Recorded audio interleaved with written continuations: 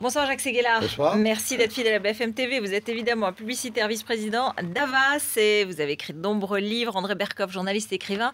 Et il y a un site maintenant ? andreberkoff.com, oui. Voilà l'adresse. Alors, on va passer un peu en revue l'actualité politique qui reste quand même très riche, même une semaine après les législatives. Nouveau gouvernement héros, Conseil des ministres ce matin. Ça vous a marqué? C'est intéressant. Il y a du nouveau. Quand on s'appelle héros, on atteint un certain héroïsme. Héros 2 maintenant. Hein, bon, héros 2, alors en plus, il y a 2 fois plus d'héroïsme que dans 0, sinon les gens n'y vont pas. On attend ça, ça va arriver. Moi, je pense que tout ça est très normal, peut-être un peu trop, que ça se met en place. Ça me rappelle un peu le générique de La Haine, le film de Kassovitz. Il y a un mec qui est balancé du 12e étage de l'immeuble et à chaque étage, il dit « Jusque-là, tout va bien, jusque-là, tout va bien, jusque-là, tout va bien, jusque-là... » Toujours pessimiste, hein, Jacques. C'est ce qui se passe pour vous. On est en train de descendre de 12 étages. Non, je veux pas être méchant parce que je ne veux pas attaquer ce gouvernement. Il faut lui donner toutes les chances de réussir.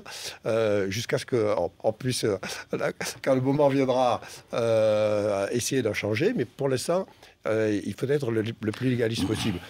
Je crois que pour l'instant, ils se mettent en place. Ça va être très dur, plus dur que ça n'a jamais été. Donc, il faut tous se tenir la main pour y arriver. Voilà, qu'on les aime, qu'on les aime pas, qu'on soit de droite, qu'on soit de gauche. Moi, je suis ni de droite ni de gauche, donc ça ne me gêne pas du tout.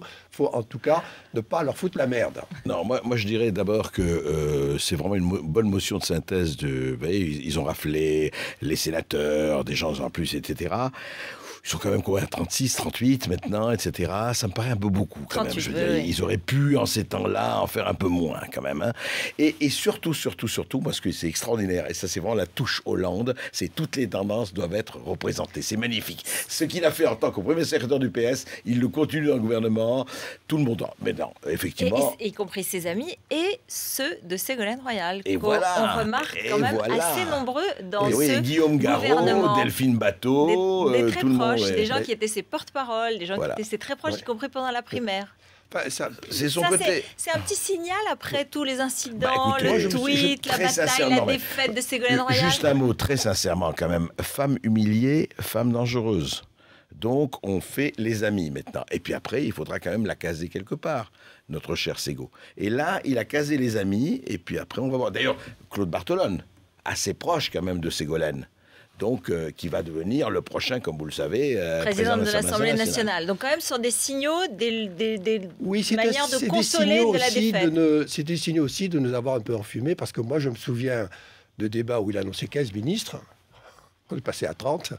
Et je trouve que c'est un grand risque, parce que plus on a de ministres, plus on risque de bêtises. Problèmes. Bon.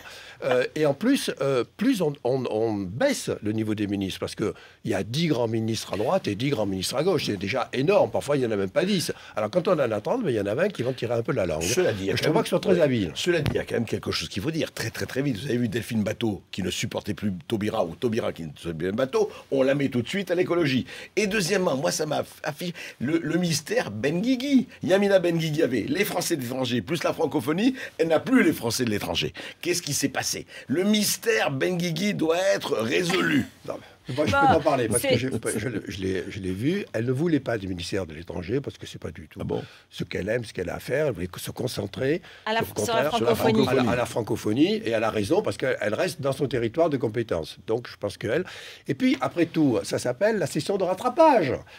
Et voilà. C'est la session de rattrapage. Juste un mot sur Ségolène Royal, puisqu'on y venait. Elle a beaucoup tweeté ces derniers jours, fait ses messages sur le réseau social, le réseau microblog Twitter, où elle dit « Je ne suis pas candidate à l'Association des régions françaises, personne n'est autorisé à parler en mon nom, je remercie tous ceux qui se préoccupent de mon sort, je ne suis donc pas totalement assassinée. » Ce sont des messages quand même assez durs, mais qui montrent qu'elle est là et qu'elle veut continuer à se battre. Ce qui est extraordinaire, c'est la place quand même occupée par le tweet. On ne va pas faire une sociologie du tweet, mais c'est devenu un instrument politique de premier plan. Comme on ne peut plus l'arrêter, si vous voulez, ça casse complètement les communicants, ça. C'est-à-dire qu'aujourd'hui, j'ai une humeur, j'ai envie de réagir, je lance et je balance mon tweet. Ce qui est incroyable, c'est que personne n'arrive à comprendre que c'est une humeur, justement, et que dans toutes les réactions publiques, on ne doit pas être seulement dans l'humeur. Bien sûr. Oui, mais enfin, je ne pense pas que ça touche la France profonde.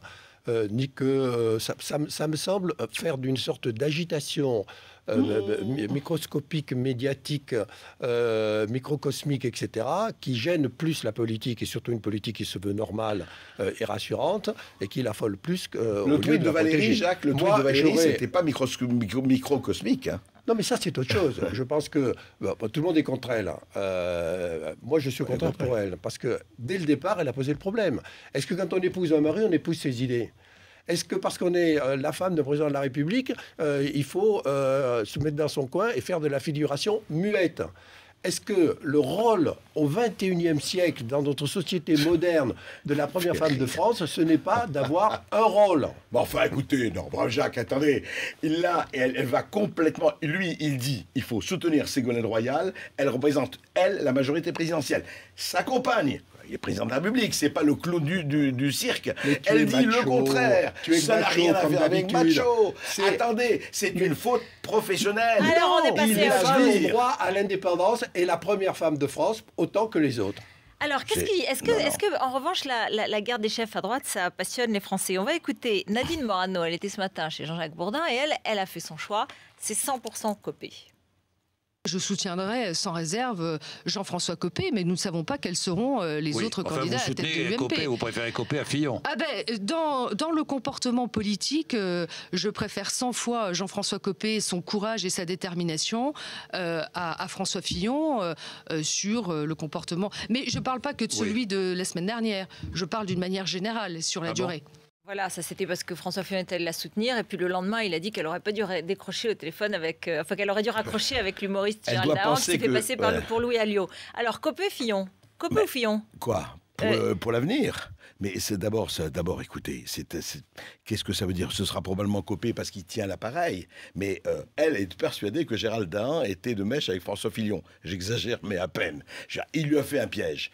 Bon, elle est tombée dans ce piège-là, mais on ne peut pas reprocher à François Fillon d'avoir réagi comme il a réagi. Et je crois effectivement que l'UMP a besoin d'abord de savoir où ils sont et de revenir à ses fondamentaux et à ses valeurs. Et c'est quoi ces valeurs face au Front National? C'est ça la question qui se pose. Oui, mais François Fillon, il a quand même voté tout... Oui, il ne faut jamais oublier que Copé est populaire dans le parti, plutôt impopulaire en France, et que c'est exactement l'inverse pour Fillon.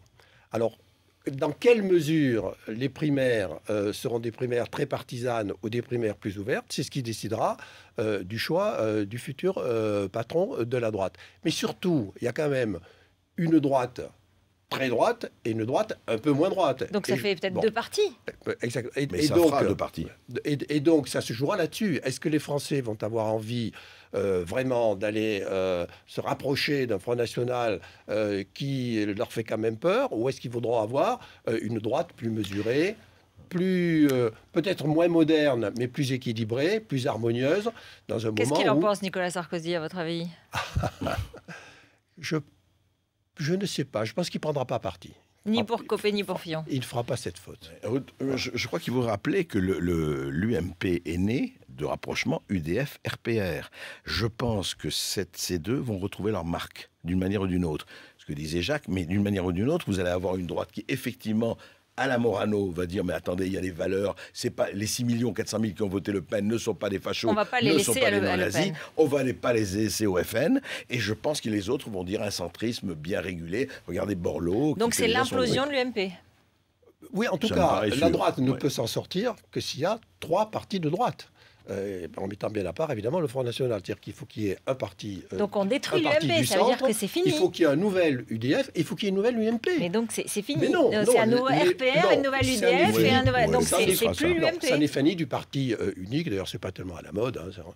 Et ça n'est fini du parti totalitaire. Ça, c'est une très bonne chose. Mais ça n'est pas fini de la droite. Au contraire, je pense que la droite va élargir son champ et elle en a bien besoin. Et la gauche va lui donner plein d'occasions de le faire. Ça a un petit peu commencé. Ce n'est que le début.